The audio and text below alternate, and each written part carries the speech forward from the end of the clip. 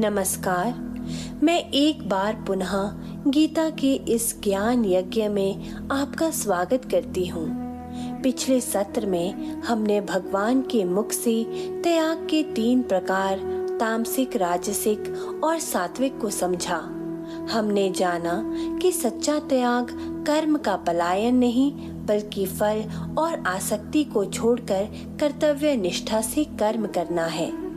आज हम इस यात्रा को और गहनता में ले जाएंगे। भगवान अब हमें कर्म के उस रहस्य की ओर ले चलेंगे जो कर्म करते हुए भी कर्म बंधन से मुक्ति का मार्ग दिखाता है। वे स्पष्ट करेंगे कि जब तक यह देह है कर्म से मुक्ति संभव नहीं, पर कर्म के फल से मुक्ति अवश्य संभव है। आइए अपने चित्त को शांत कर भगवान की वाणी को अपने हृदय में उतरने दे। पिछले भाग में हमने सात्विक त्याग की परिभाषा जानी। अब एक स्वाभाविक प्रश्न उठता है, क्या कर्म को पूरी तरह छोड़ देना संभव है? और यदि नहीं तो कर्म हमें क्यों नहीं बांधेगा? इन्हीं प्रश्नों का उत्तर देते हुए भगवान श्री कृष्ण अब कर्म के विज्ञान और कर्ता के अहंकार का विश्लेषण करने जा रहे हैं। वे हमें कर्म के उन 5 कारणों से परिचित कराएंगे जिन्हें समझकर व्यक्ति मैं करता हूँ इस सबसे बड़े भ्रम से मुक्त हो जाता है। यह ज्ञान केवल दार्शनिक नहीं बल्कि व्यवहारिक है जो हमारे प्रत्येक कर्म को यज्ञ बना सकता है। न हि देह भृता शक्यं त्यक्तुं कर्मण्यशेषतः यस्तु कर्म फलत्यागी स त्यागीत्यभिधीयते।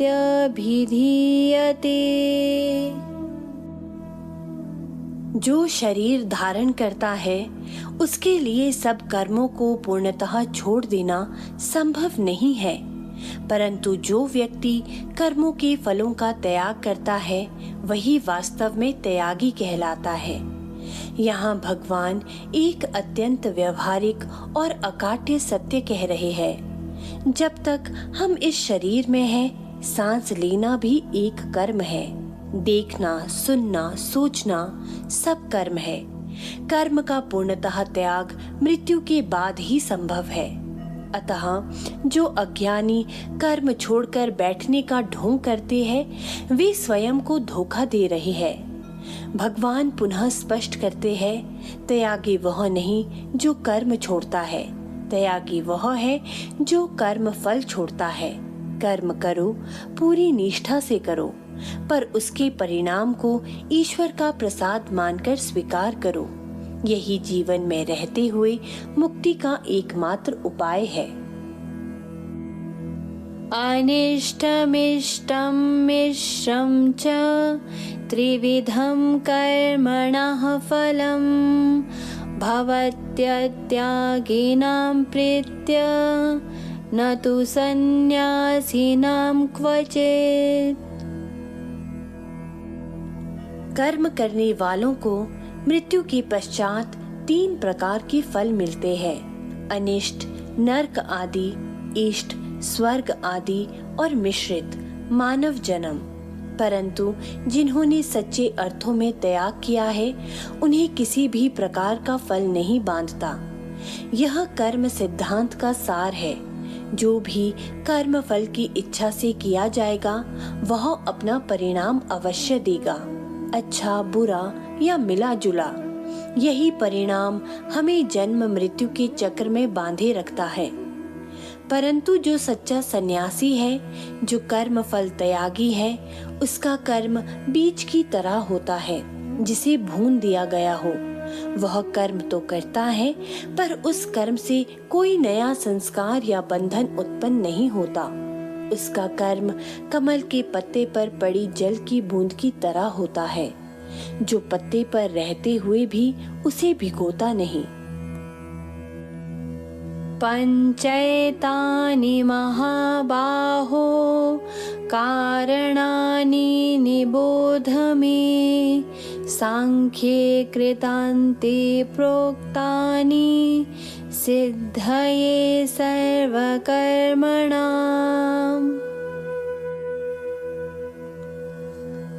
हे महाबाहो अर्जुन, सांख्य दर्शन जो कर्मों का अंत करने वाला ज्ञान है, उसके अनुसार सभी कर्मों की सिद्धि के लिए 5 कारण बताए गए हैं। उन्हें मुझसे जानो।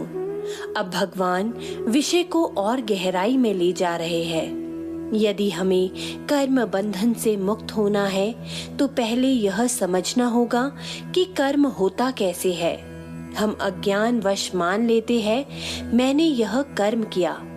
भगवान इसी अहंकार को तोड़ने के लिए सांख्य का सिद्धांत प्रस्तुत कर रहे हैं। सांख्य का अर्थ है ज्ञान, वह ज्ञान जो यह विश्लेषण करता है कि कोई भी कर्म अकेले मैं के द्वारा नहीं होता, बल्कि 5 तत्वों के मिलने से होता है। यह कर्म का शरीर विज्ञान है। अधिष्ठानं तथा कर्ता कारणं च पृथग्विधं विविधाश्च पृथक् चेष्टा दैवं चैवात्र पंचमम्। कर्म के 5 कारण हैं। पहला, अधिष्ठान, कर्म का आधार यह शरीर। दूसरा, कर्ता, चेतन आत्मा का अहंकार रूप प्रतिबिंब। तीसरा, करण, मन, बुद्धि और इंद्रियां। चौथा, चेष्टा, प्राणों की विविध क्रियाएं। और अंतिम है दैव, प्रकृति को संचालित करने वाली ईश्वरीय शक्ति। यहाँ भगवान कर्म की पूरी मशीनरी खोलकर रख देते हैं। अधिष्ठान वह मंच यानी हमारा शरीर जिसके बिना कर्म संभव नहीं। कर्ता वह अहंकार जो कहता है मैं कर रहा हूँ। करण वे औजार यानी हमारी 10 इंद्रियां और मन। चेष्टा वह ऊर्जा यानी हमारे प्राण जो शरीर को गति देते हैं। और अंतिम है दैव, सबसे महत्वपूर्ण वह अदृश्य निर्देशक परमात्मा की शक्ति या प्रारब्ध जो परिस्थितियों को नियंत्रित करता है। जब ये पांचों मिलते हैं तब कर्म होता है। तो फिर अकेला मैं करता कैसे हुआ? शरीर वांग मनोभिर्यत् कर्म प्रारभते नरः न्याय्यं वा विपरीतं वा पंचैते तस्य हेतवः। मनुष्य अपने शरीर, वाणी या मन से जो भी कर्म आरंभ करता है, चाहे वह शास्त्र के अनुसार उचित हो या अनुचित, उसके ये 5 ही कारण होते हैं। भगवान स्पष्ट करते हैं कि यह नियम सार्वभौमिक है। चाहे कोई पुण्य कर्म करे या पाप कर्म, चाहे छोटा काम करे या बड़ा, उसके पीछे यही 5 कारण काम करते हैं। कोई चोर चोरी करता है तो भी ये 5 कारण सक्रिय है। कोई संत सेवा करता है तो भी यही 5 कारण सक्रिय है। भेद कर्म में नहीं, कर्म के पीछे की चेतना और भाव में है। यह ज्ञान हमें किसी के कर्म से घृणा करने से रोकता है और अपने कर्तापन के अहंकार से बचाता है। तत्रैवं सति कर्तारम् आत्मानं केवलं तु यः पश्यत्य कृतबुद्धित्वान् न स पश्यति दुर्मतिः। ऐसा होने पर भी जो व्यक्ति अपनी अशुद्ध बुद्धि के कारण केवल शुद्ध आत्मा को ही कर्ता मानता है, वह दुर्मति यथार्थ को नहीं देख पाता। यह गीता का मर्म है। कर्म के 5 कारणों को जानने के बाद भी जो मूर्ख व्यक्ति यह कहता है यह सब मैंने अकेले किया, भगवान उसे दुर्मति कहते हैं। उसकी बुद्धि मलिन है क्योंकि वह सत्य को नहीं देख पा रहा। वह उस बच्चे की तरह है जो समझता है कि कार वह चला रहा है जबकि स्टीयरिंग उसके पिता के हाथ में है। यह कर्तृत्व अभिमान ही सारे दुखों और बंधनों की जड़ है। यस्य नाहं कृतो भावो बुद्धिरस्य न लिप्यते हत्वापि स इमा लोकान् न हन्ति न निबध्यते। जिस व्यक्ति के भीतर मैं करता हूँ ऐसा भाव नहीं है और जिसकी बुद्धि सांसारिक पदार्थों और कर्मों में लिप्त नहीं होती, वह इन सब लोकों के प्राणियों का हनन करके भी वास्तव में ना तो किसी को मारता है और ना ही कर्म बंधन में बंधता है। यह एक क्रांतिकारी श्लोक है जो कर्म के बाहरी रूप से अधिक कर्ता की आंतरिक चेतना को महत्व देता है। भगवान अर्जुन से कह रहे हैं, यदि तुम इस भाव से युद्ध करोगे कि मैं नहीं बल्कि परमात्मा की शक्ति निमित्त बनकर कर्म कर रही है और तुम्हारी बुद्धि जय पराजय सुख दुख में लिप्त नहीं होगी, तो तुम इस महासंहार के बाद भी पाप से नहीं बंधोगे। क्रिया महत्वपूर्ण नहीं है, क्रिया के पीछे का भाव महत्वपूर्ण है। यदि भाव में अहंकार और लिप्तता नहीं है तो बड़े से बड़ा कर्म भी व्यक्ति को बांध नहीं सकता। ज्ञानम ज्ञेयं परिज्ञाता त्रिविधा कर्म चोदना कारणं कर्म कर्तेति त्रिविधा कर्म संग्रहा।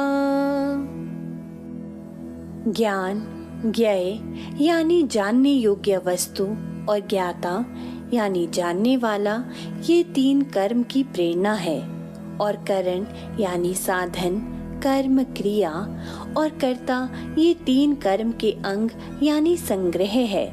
यहाँ भगवान कर्म की प्रक्रिया का और सूक्ष्म विश्लेषण करते हैं। कोई भी कर्म शुरू होने से पहले उसके पीछे एक प्रेरणा होती है। यह प्रेरणा तीन हिस्सों में है, एक जानने वाला यानी ज्ञाता, एक जानने की वस्तु ज्ञेय और इन दोनों को जोड़ने वाला ज्ञान। उदाहरण के लिए मुझे यानी ज्ञाता को सामने रखे भोजन यानी ज्ञेय को खाने का ज्ञान है, यह प्रेरणा हुई। फिर कर्म के तीन अंग है, कर्ता, करण और स्वयं खाने की क्रिया। इस तरह हर कर्म इन दो त्रिवेणियों से मिलकर पूरा होता है। ज्ञानम कर्म च कर्ता च त्रिधैव गुण भेदतः प्रोच्यते गुण संख्याने यथावत् शृणुतान्यपि। ज्ञान, कर्म और कर्ता ये तीनों ही प्रकृति के गुणों सत्व रज तम के भेद से तीन तीन प्रकार के कहे गए हैं। सांख्य शास्त्र में वर्णित उन भेदों को भी तुम मुझसे भली भांति सुनो। अब भगवान रहस्य की अंतिम परत खोल रहे हैं।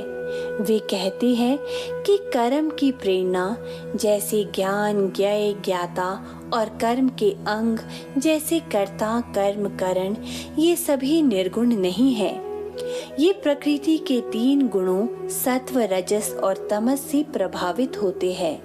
हमारा ज्ञान कैसा है, हमारा कर्म कैसा है और एक कर्ता के रूप में हम कैसे हैं, यह सब हमारे भीतर मौजूद गुणों के मिश्रण पर निर्भर करता है।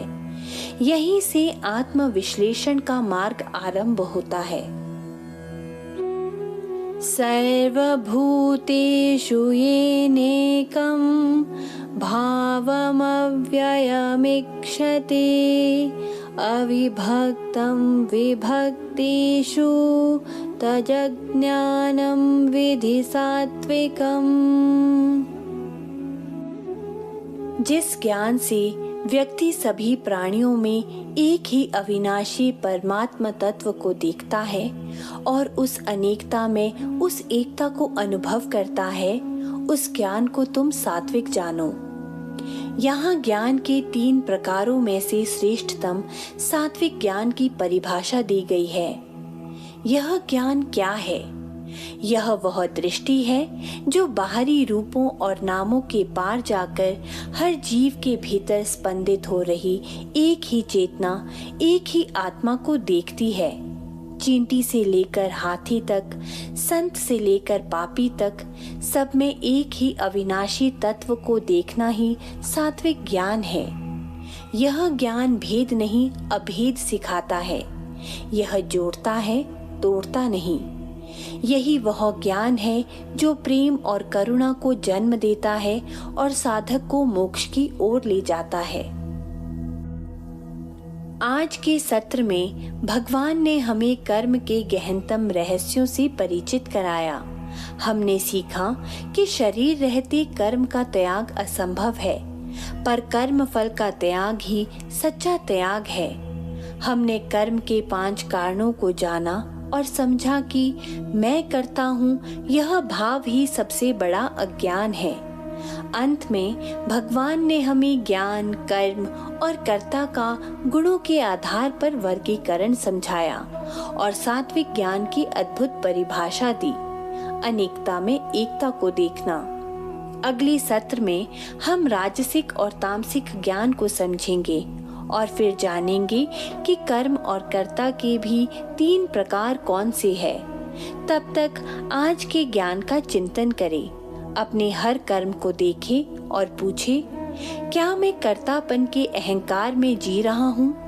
क्या मैं सब में उस एक परमात्मा को देख पा रहा हूँ? इसी अभ्यास से हमारा जीवन रूपांतरित होगा। जय श्री कृष्ण।